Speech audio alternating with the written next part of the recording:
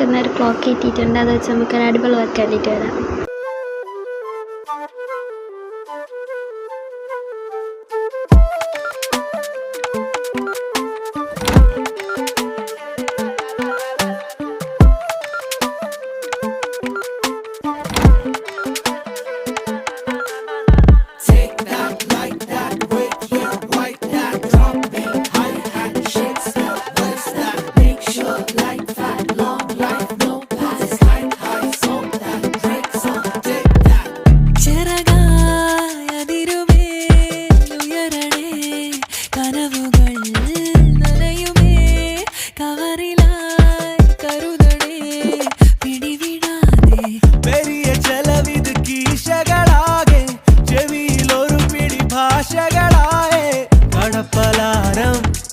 Final look കണ്ടിട്ട് ഇഷ്ടപ്പെട്ടാൽ like ചെയ്യണം, കമൻറ്റ് ചെയ്യണം.